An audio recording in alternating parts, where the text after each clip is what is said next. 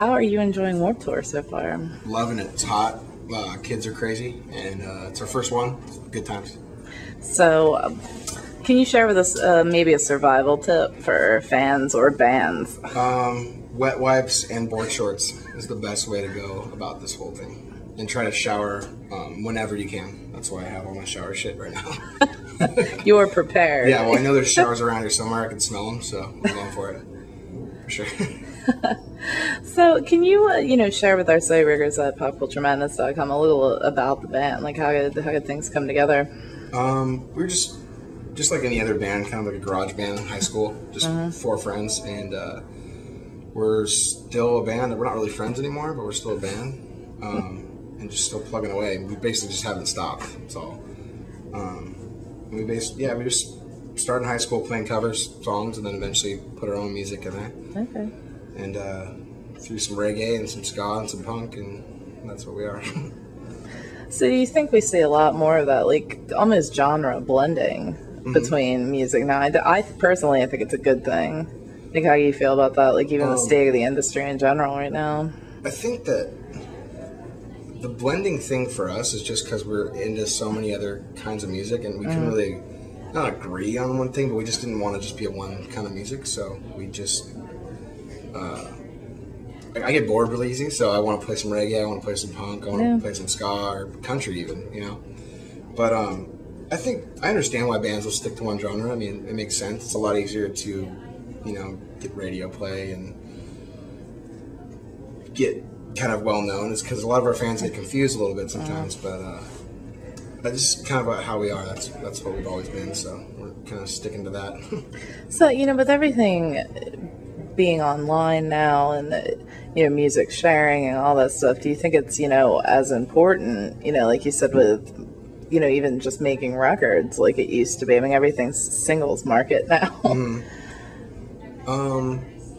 I think it's just, as a musician, it's important to put out music just because that's what we do. We're not here we're pretty much here to put out albums and to play for our fans, and there's not much more else you can do. So I think you gotta always put out music, and even if it's downloaded illegally, chances are they're gonna come to your show. Chances are they're gonna buy a T-shirt, and without that, we probably wouldn't be where we are today. So I can't really knock it too much. So what are your plans for after Warped Tour? We're doing a tour with Pepper called Last Calls and Liabilities. We're hitting up pretty much every major city in America. Okay. Yeah, should be a good one. And that starts early September and ends in October. So nice. So is there any area of the country that you're looking forward to visiting in particular? Philadelphia is one of my favorite places. Oh, okay. We recorded an album here. All right. So we kind of know the city a little bit, and Electric Factory is a great venue. Nice. So this one's almost like a hometown show for you, too. A little bit. As far as like one of my favorite cities in America is definitely Philadelphia. So I'm stoked. That's awesome. I'm stoked to be here and stoked to be coming back in a couple months. So what's one of the craziest things that you've witnessed on Warped Tour so far? On Warped Tour? It's funny. Yesterday, our tour manager, we bought a moped off of a bum, I guess, a homeless person in Las Vegas, and we've had it ever since. It's run great. And he was showing off, trying to do a wheelie yesterday, and he said, "Hi-ho, silver away!" Thing flipped up, landed on its back, and exploded. Like fire and everything in front of, like, Black Veil Brides is there in front of their families, and everyone was laughing, but he's okay, he's fine. And thank you, Black Veil Brides, for getting their fire extinguisher and putting that out for us. Appreciate it. That's good. Yeah. Maybe we should add that to the checklist of necessary items. Yeah, for sure. I don't know why we don't have one, but they definitely had one, so it worked out great. No one died.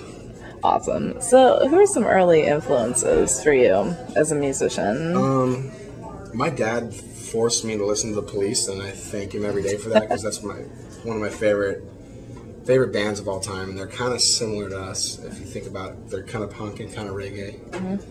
Definitely blending different genres, and that's definitely one of my biggest influences personally. So I like to look at music as a universal language that everyone can speak and understand, even though we take different messages away. Is there anything in particular that you hope your music speaks to listeners? We don't really have a crazy message or anything. We're not political. We're just basically about having a good time and making sure everyone is having a good time. Hey, you know what? That's important too. So that's pretty much our message. We're not really giving a message, but just come party. You know what I'm saying? Life's too short. Let's just have a good time. No doubt. Well, I definitely want to thank you for taking the time out to speak with me. Is there any, message or comment you'd like to share with the viewers at popculturemadness.com? No, thanks for listening. Come out to a show.